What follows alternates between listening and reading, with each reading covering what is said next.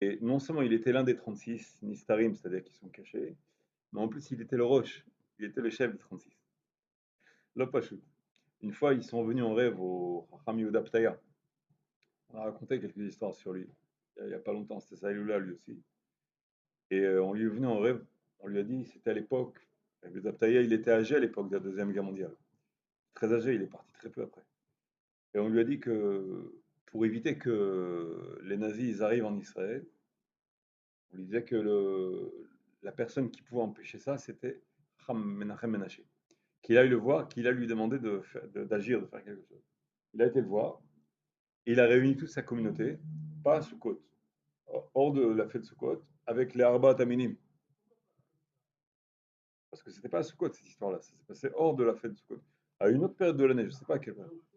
Parce que tu vas comprendre, parce que lui, qu'est-ce qu'il a fait? Il a demandé que tout le monde amène ses Arba Taminim, apparemment c'était pas longtemps après Sukkot, et ils ont fait une marche, je ne sais pas ce qu'il a fait des trucs d'après la Kabbalah, d'après ce qu'il sait, et il a empêché comme ça, d'après l'histoire, il a empêché les nazis d'arriver en Israël. C'était un Chacham qui était là-dessous, des choses incroyables.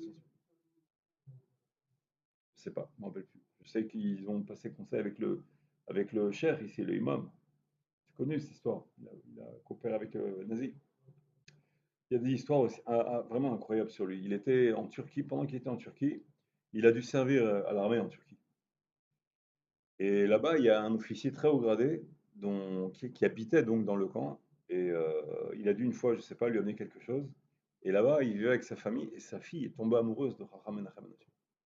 Alors, au point où elle en était tellement malade que l'officier, il a exigé de Chacham Menachem Mendelssohn qu'il fréquente sa fille.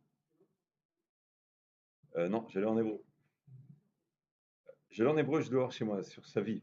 Il y a deux. Il y a le livre que lui, il a écrit. Il raconte pas sur lui-même. Il raconte sur d'autres, toutes sortes de Baratim. Et il y a un autre livre qui a écrit son fils. Et dans ce livre qui a écrit son fils, il ramène toutes ces histoires sur lui. Et donc, lui, il a refusé, évidemment. Et de là, hein, tellement elle était malade qu'il a menacé l'officier. Il a menacé, il a enfermé, il a fait enfermer, il a fait incarcérer. Et dans la prison, il y a un autre prisonnier qui était là-bas. À un certain moment, il dit à l'autre prisonnier, écoute, on va sortir de la prison maintenant. Alors, viens avec moi. Alors, il attend ce moment.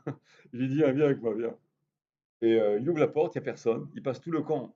Tous les soldats sont sur place, mais personne ne les voit, les deux. Il passe comme ça outre et ils se sauvent du camp. Il a réussi à les rendre invisibles, lui et un autre, comme ça. Il savait. Et je crois Eliyahu Navi lui a ouvert la porte. Enfin, il a laissé la porte ouverte. Une histoire à dormir debout. Et